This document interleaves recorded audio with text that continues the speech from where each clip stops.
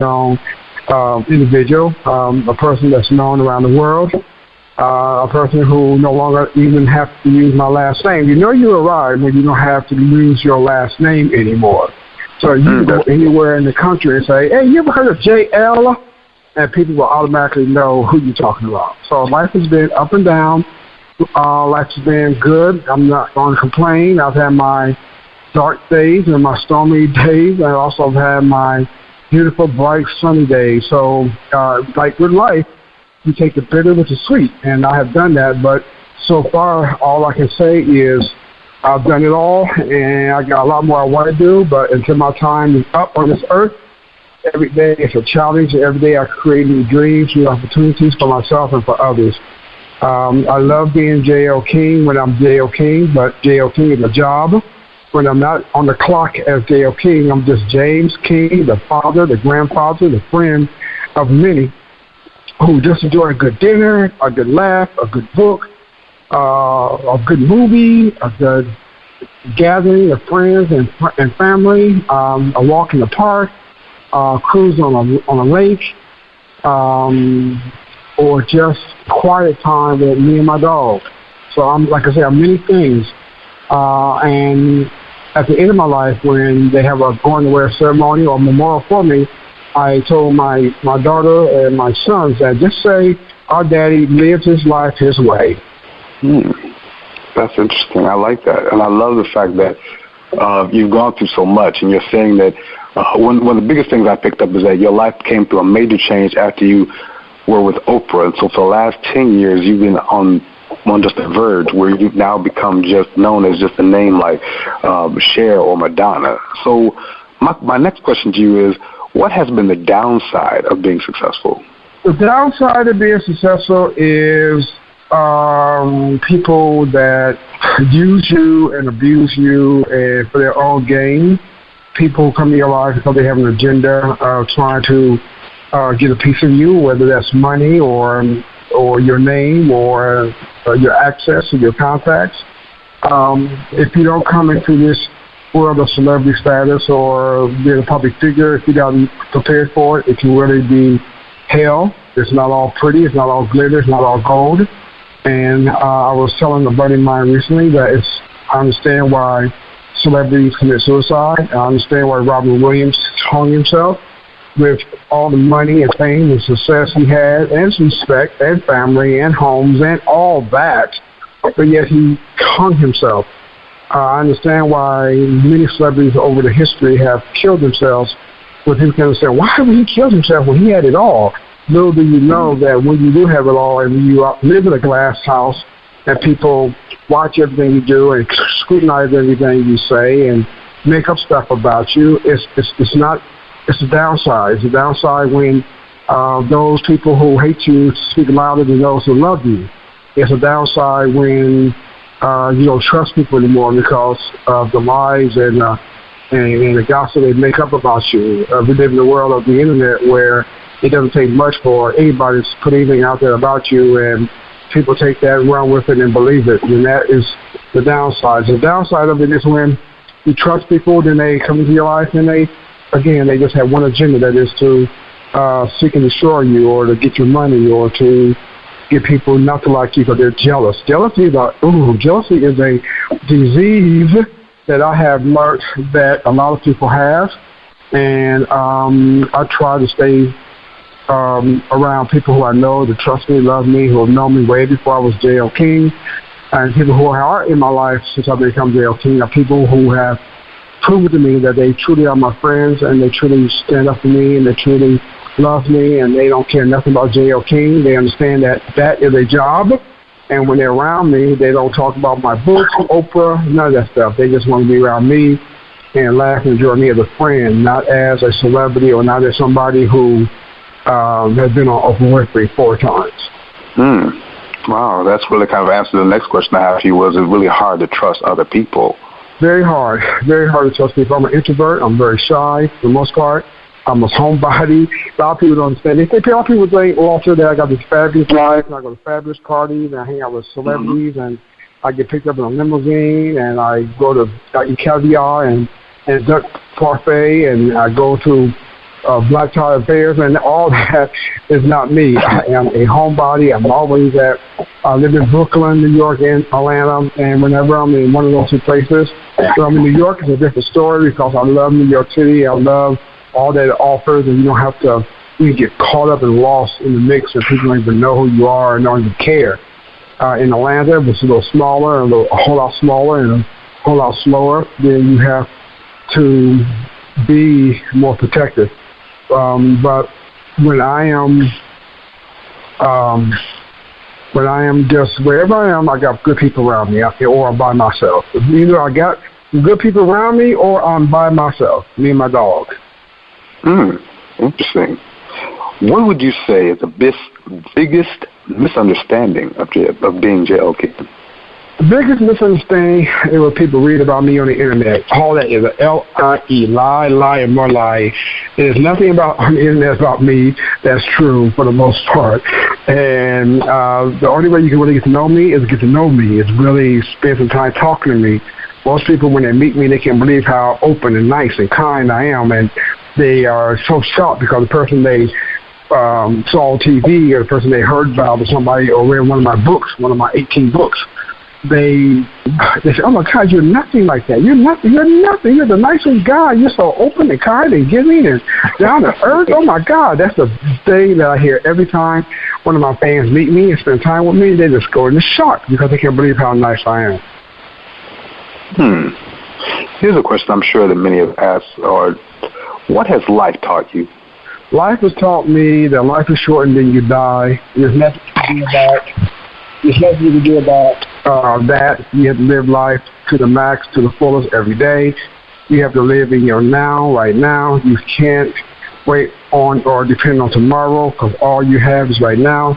Today I was with a girlfriend, and she was telling me about her girlfriend who had a 16-year-old son who was healthy, no illnesses, no medical problems, who was on the football team, basketball team, popular, just a beautiful young brother. He told his mother he was tired, and she told him, go take a nap, baby. He went into his bedroom, laid down, take a nap. She went to the store. When she came back, he was dead. Dead. No type of illnesses, no type of nothing, just dead, died in his sleep. So that is just more or less reiterates.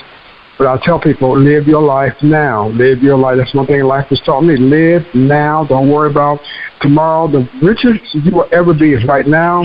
The healthiest that you will ever be is at this very second.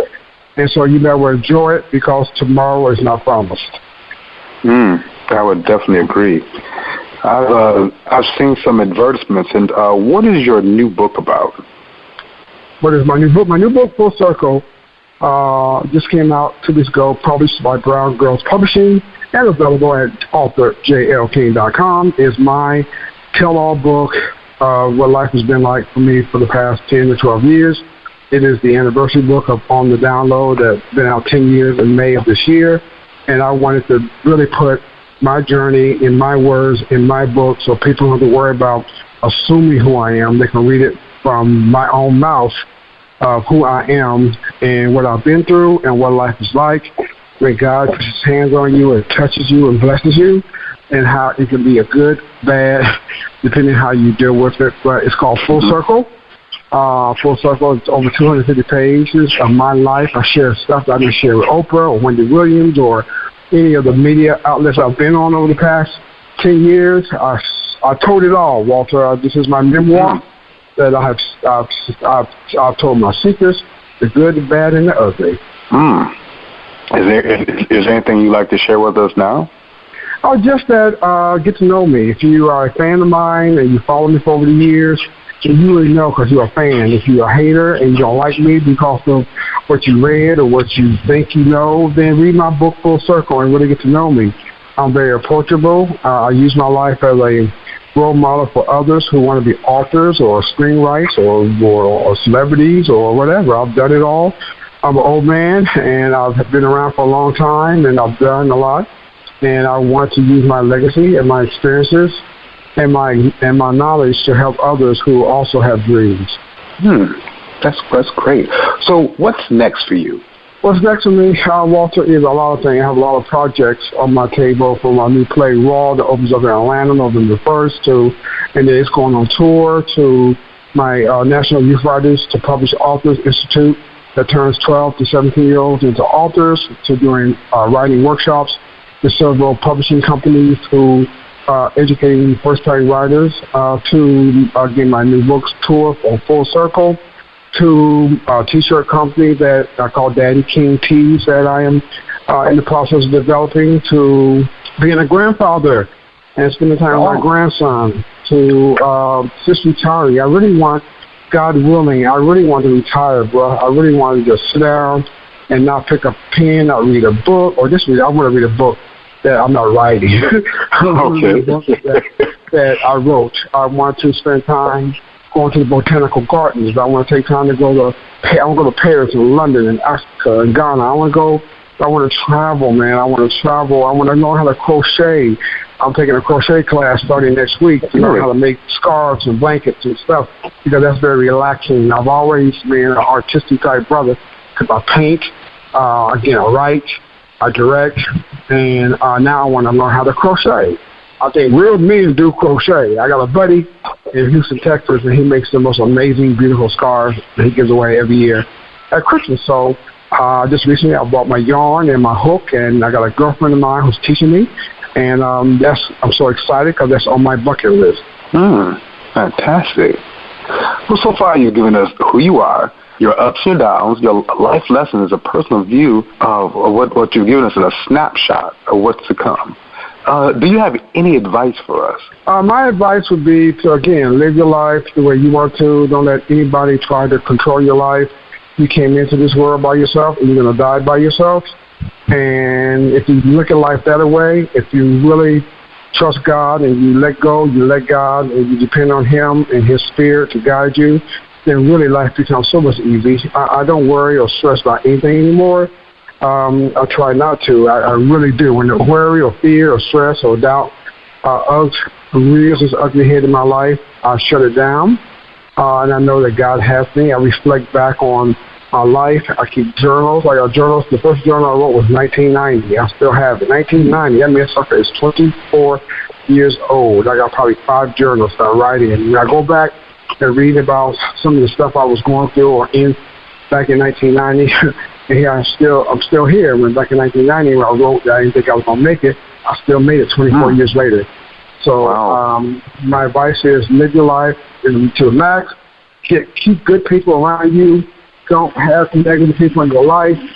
Don't ever let anybody take your joy away from you. And more importantly, pray and pray a lot. You know, I have an attitude of gratitude all the time. The first thing I do when I wake up in the morning is I thank God. I thank you, God. Thank you, Jesus. Thank you. I thank Him all day long. I just constantly have a attitude of gratitude for everything that He's done for me, going to do for me, or doing for me that I don't even know about. So if you have that type of attitude of gratitude, you will see that everything you want in life, materialistic-wise, love, relationships, health, you can have. You got to have an attitude of gratitude. Oh, that is fantastic. How do we find you? You can find me, of course, like everybody else on social media, Facebook. I'm Big J, Little L King. I also just created a fan page because I got over 300 people waiting to be friends on my main page. Yes.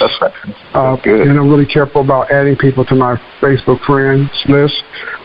I'm also on Twitter. That's author, I think it's James Lewis King. When I do tweet, which is not often, but Facebook is the best way. You can go to my website. That's authorjlking.com. I'm trying to keep it updated. It's all about my new book, Full Circle. You can order Full Circle from authorjlking.com. And also, you can just get my information to you as the host, and you know how you're a friend of mine, so you know how to reach me. But I'm always here to help people, especially if you want to write a book, or you want to understand about publishing, or you want to write a play, or you just want advice from a daddy figure because you don't know what you want to do with your life. That is what turns me on. Well, that's great. I have to thank you for your time and for enlightening our audience. Is there any final words you'd just like to say? My final words, again, thank you for following your dreams and doing what you do as a future author and now as a radio personality and stepping out there and making it happen and not just be all about the talk about doing it, but you're actually doing it. So I'm really proud of you, young brother, doing your thing and sharing your life with others.